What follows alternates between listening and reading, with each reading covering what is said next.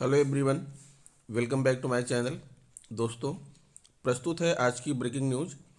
अब ऐप के जरिए परिषदीय विद्यालयों की निगरानी, शादी की दावत में गए बेसिक अध्यापक की बाइक चोरी, परिषदीय स्कूलों के अध्यापकों को मौलिक विधियों से अध्यापन के दिए गए टिप्स, पुरानी छोड़िए सभी शिक्षकों को एनपीएस का भी लाभ नहीं, परिषदीय स्कूलों के पुस्तकालय की बजाय एक कमरे में बंद पड़ी हैं पुस्तकें, चुनाव में ड्यूटी कटवाने को शिक्षिका ने खंड शिक्षा अधिकारी से लगाई गुहार, गई बेकार।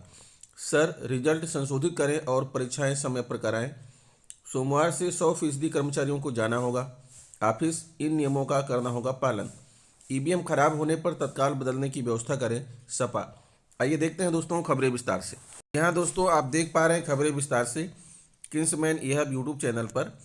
अब ऐप के जरिए परिषदीय विद्यालयों की होगी निगरानी।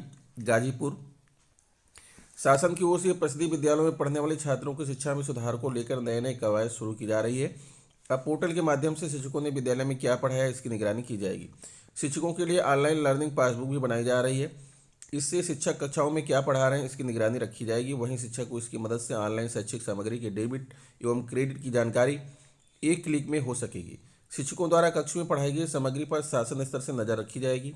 बीएससी सहित उच्च अधिकारी भी ऐप के माध्यम से एक क्लिक करने पर विद्यालयों में की जा रही पढ़ाई को देख सकते हैं।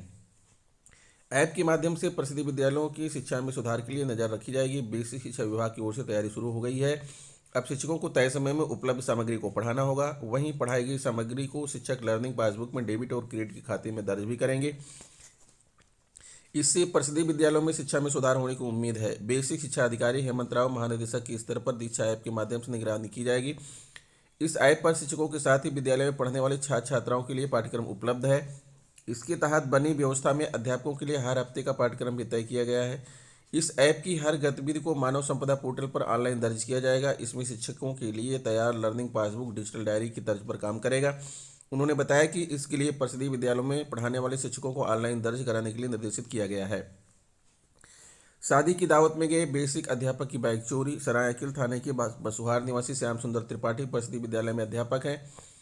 वह शुक्रवार रात बाइक से कूरा गांव शादी समारोह में गए थे। पंडाल के बाहर वह बाइक खड़ी कर दावत खाने चले गए। इसी दौरान चोरों ने उनकी बाइक पार कर दी। खाना खाकर बाहर लौटे तो बाइक नहीं दिखी तो उनके होश उड़ गए। बाइक का सुराग न लगने पर अध्यापक ने थाने में घटना की तहरीर दी। परिषदीय स्कूलों के अध्यापकों को मौलिक विधियों से अध्यापन के दिए गए टिप्स। जिगना निपुण भारत के अंतर्गत बीआरसी विजयपुर पर शुक्रवार को परिषदीय स्कूलों के अध्यापकों को मौलिक विधियों से अध्यापन के टिप्स दिए गए। तृतीय प्रशिक्षण सत्र में प्राथमिक विद्यालयों के कुल 80 अध्यापकों ने प्रशिक्षण प्राप्त किया। प्रभारी बीईओ धनंजय सिंह, एसआरजी दिनेश चंद्र शुक्ला निर्देशन में एआरपी की टीम ने प्रशिक्षण दिया। प्रशिक्षण में नई राष्ट्रीय शिक्षा नीति 2020 के अंतर्गत कक्षा 3 के बच्चों को बुनियादी भाषा शिक्षण कम से कम 60 शब्द प्रति मिनट धारा प्रवाह पढ़ने, गुणा भाग जोड़ और घटाव 4 संख्याओं का ज्ञान हो सके। इसके अलावा स्किल दक्षता विकसित करने की भी प्रशिक्षण शिक्षकों को प्रशिक्षित किया गया। साथ ही कविता, कहानी, आकलन, मूल्यांकन, कोडिंग, डिकोडिंग व मौलिक विधियों के माध्यम से सहज तरीके से बच्चों को निखारा जा सके। अखिलेश दुबे, शांति प्रकाश दुबे, महीप शुक्ला, गणेश ओझा, चंद्रभान, सत्येंद्र सिंह ने प्रशिक्षण दिए। पुरानी छोड़िए सभी शिक्षकों को एनपीएस का भी लाभ नहीं। 1 अप्रैल 2005 के बाद नौकरी में आए तमाम शिक्षकों की सेवा को 1 दशक से अधिक बीत रहा है, लेकिन अब तक उनको एनपीएस का लाभ भी नहीं दिया गया। परिषदीय स्कूलों में अप्रैल 2005 के बाद सेवा में आए शिक्षकों के वेतन से न्यू पेंशन स्कीम के तहत कटौती करने का फैसला जिले में अब तक पूरी तरह लागू नहीं किया जा सका है।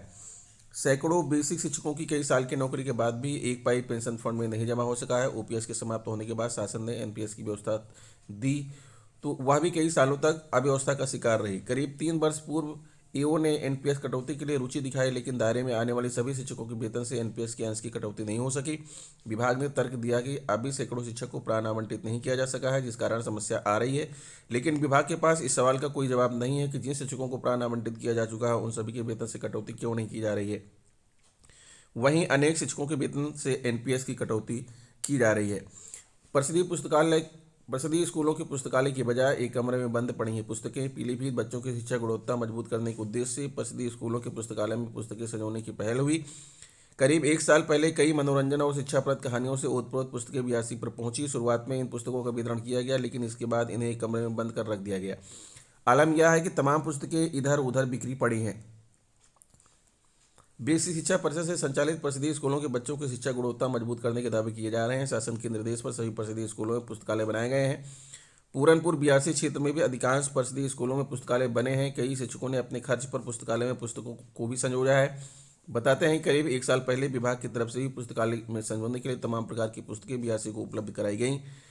इनमें रंग बिरंगी मुर्गी, पहाड़ों का झगड़ा, आला उदल, पानी की मौत, दादी की दिलेरी, जादुई अंगूठी, स्वाधीनता संग्राम, सुख के आंसू, राजनीतिज्ञों के रोचक प्रसंग, बंसी की बहू, सामाजिक अध्ययन, सरल गणित, 1947, नदियों की कहानी सहित पुरानी से पुरानी कहानियां और ज्ञानवर्धक पुस्तकें हैं।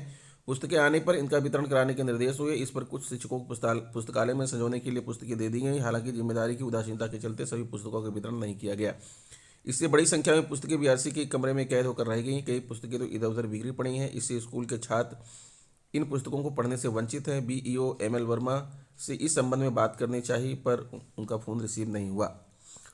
चुनाव में ड्यूटी कटवाने को शिक्षिका ने खंड शिक्षा अधिकारी से लगाई गुहार, गई बेकार। पीलीभीत गर्भवती होने के बाद कहकर शिक्षिका ने बीईओ को लिखित में पत्र देकर चुनाव ड्यूटी कटवाने की मांग की। बीईओ ने भरोसा भी दिया, लेकिन बाद में शिक्षिका की समस्या को अनदेखा कर दिया। इससे शिक्षिका परेशान है। उसका कहना है कि वह गर्भवती है, ऐसे में चुनाव ड्यूटी निभाने में दिक्कत का सामना करना पड़ेगा। उन्होंने ड्यूटी कटवाने की मांग की है। विधानसभा चुनाव में परिषदीय स्कूलों में कार्यरत शिक्षक, शिक्षामित्र, अनुदेशक और चतुर्थ श्रेणी कर्मचारियों को ड्यूटी लगाई गई है। पूरनपुर बीआरसी के 1200 से अधिक शिक्षक कर्मचारियों की ड्यूटी आवंटित की जा चुकी है। खास बात यह है कि इस बार चुनाव में पूरनपुर के कई शिक्षकों को पीठासीन अधिकारी की जिम्मेदारी दे दी गई। महिलाओं के विरोध पर ड्यूटी कटने का जिम्मेदारों ने भरोसा दिया, जो पूरा नहीं किया गया। गांव पिपरिया संतोष की परिषदीय प्राथमिक स्कूल में इंचार्ज शिक्षिका नीलम मैथिल को भी 127 विधानसभा क्षेत्र में पीठासीन अधिकारी नियुक्त कर ड्यूटी आवंटित कर दी गई। उन्होंने बताया कि वह गर्भवती हैं। समस्या के बारे में बीआरसी पर बीईओ को बताकर लिखित में पत्र देकर ड्यूटी कटवाने की मांग की। उन्होंने भरोसा दिया, लेकिन ड्यूटी नहीं कर सकी। इससे वह परेशान है। उन्होंने समस्या को गंभीरता से लेते हुए चुनाव में ड्यूटी कटवाने की मांग की है। बताते हैं कि इसके अलावा तमाम पति पत्नी दोनों की ड्यूटी चुनाव में लगी है, जबकि चुनाव आयोग से दोनों में से एक ही ड्यूटी लगाने के निर्देश हुए थे। चुनाव ड्यूटी में जिम्मेदारों की लापरवाही और मनमानी को लेकर शिक्षकों में रोष है। सर, रिजल्ट संशोधित करें और परीक्षाएं समय पर कराएं। प्रयागराज, दिन के 11:15 का वक्त। कोरल क्लब के बड़े हाल में कई सोफों पर बैठे रेलवे के आला अफसर, सामने लाल रंग की प्लास्टिक कुर्सियों पर एनटीपीसी की परीक्षा देने वाले अभ्यर्थी और आंदोलन छात्र। माइक पर शुरुआत। सर, मैं अभिषेक कुमार। मेरा सवाल है कि प्रारंभिक आरआरबी के नोटिफिकेशन में स्पष्ट था कि एक ही परीक्षा होगी, तो परीक्षा के बीच दूसरा नोटिफिकेशन क्यों जारी हुआ? जवाब, ऐसा नहीं है। CBT 2 के लिए उम्मीदवारों को शॉर्टलिस्ट किया जाना था। प्रक्रिया यही है। इसके बाद दूसरे छात्र ने माइक पकड़ा और अपनी बात रखी। यह सिलसिला करीब 2.5 घंटे तक चला। दरअसल वह प्लेटफॉर्म था जहां रेलवे भर्ती बोर्ड के non technical popular category NTPC परीक्षा में गड़बड़ी के आरोपों के बाद रेलवे बोर्ड की हाई पावर कमेटी छात्रों की शिकायत सुनने, फीडबैक लेने और उनकी आशंकाओं को दूर करने आई थी। यूं तो छात्रों की शिकायत दर्ज कराने के लिए कैंप पहले से लगा था, लेकिन कोई भी उसे तवज्जो नहीं दे रहा था। शनिवार को हाई पावर कमेटी के अफसर पहुंचे तो छात्रों का उत्साह बढ़ गया। रेलवे की विभिन्न परीक्षाओं में शामिल 100 अभ्यर्थियों ने कमेटी के सामने अपनी बात रखी। छात्रों से आरआरबी की ओर से शिकायती फॉर्म भी भराया गया। ज़्यादातर छात्रों ने मांग की संशोधित रिजल्ट जारी किया जाए, साथ ही रेलवे की भर्ती परीक्षा समय पर कराई जाए, वेटिंग लिस्ट खत्म की जाए। हालांकि आला अफसरों ने नॉर्मलाइजेशन प्रक्रिया, कंप्यूटर आधारित परीक्षण 2 CBT 2 के लिए शॉर्ट लिस्टिंग पद्धति और चिकित्सा मानकों में छूट आदि की मांग भी रखी। अभ्यर्थियों ने आरआरबी द्वारा वार्षिक चयन कैलेंडर निकालने को कहा। समय सीमा का पालन करने की बात तो सभी ने कही। इस प्लेटफॉर्म पर अप्रेंटिस अभ्यर्थियों को भी बुलाया गया ताकि उनकी शंकाओं और सुझावों को सुना जाए। समिति अध्यक्ष दीपक पीटर, ग्रेवियल प्रधान कार्यकारी निदेशक रेलवे बोर्ड, राजीव गांधी कार्यकारी निदेशक आरआरबी, आदित्य कुमार CPO प्रशासन, AK सिंह आदि ने छात्रों से बातचीत की। संजीव दीक्षित, अवधेश कुमार, आशीष चंद, राजेश शर्मा, आर्य जमाली, डॉक्टर शिवम शर्मा मौजूद रहे। अभ्यर्थियों की बात। परीक्षा के दौरान नोटिफिकेशन जारी करना गलत था। अब सही प्लेटफॉर्म पर बात सुनी जा रही है, रिजल्ट संशोधित हो। जयप्रकाश बहराना। एनटीपीसी के अलावा कई परीक्षाओं को लेकर रेलवे ने लटकाया हुआ है। परीक्षा के समय सीमा पर ही अपनी शिकायत देनी है। सरबजीत सिंह, दारागंज। कई बिंदुओं पर गड़बड़ी की अफवाह फैली। रिजल्ट जारी करने से पहले CBT 1 और 2 को लेकर प्रक्रिया साफ करनी चाहिए थी। JK तिवारी, प्रतापगढ़। सोमवार से 100% कर्मचारियों को जाना होगा ऑफिस। इन नियमों का करना होगा पालन। लखनऊ। कोविड संक्रमण का प्रसार कम होने को देखते हुए शासन ने 14 फरवरी सोमवार से राज्य सरकार के सभी कार्यालयों में पूरी क्षमता यानी 100% कर्मचारियों को कार्यालय आने का आदेश दिया है। कोविड संक्रमण की रोकथाम के लिए कार्यालयों में भीड़ भाड़ न करने, sanitization, face mask, face cover, social distancing तथा अन्य सुरक्षात्मक उपायों का पूरा ध्यान रखने के भी निर्देश हैं। मुख्य सचिव दुर्गाशंकर मिश्र ने इस आशय का आदेश जारी किया है। यह आदेश अधीनस्थ कार्यालयों, स्थानीय निकायों, निगमों आदि के लिए भी है। संक्रमण से प्रभावित क्षेत्रों, हॉटस्पॉट में कार्यालय को बंद किए जाने अथवा उपस्थित के बारे में फैसला जिला प्रशासन के स्तर से लिया जाएगा। गौरतलब है कि कोविड संक्रमण के बढ़ते प्रसार को देखते हुए शासकीय कार्यालयों में समूह ख, ग और घ के स्वीकृत पदों के सापेक्ष 50% कार्मिकों को रोस्टर के मुताबिक बुलाने और 50% से घर से काम लेने के साथ ही दिव्यांगता कार्मिक व गर्भवती महिला कार्मिकों को घर से कार्य करने का आदेश जारी किया गया था।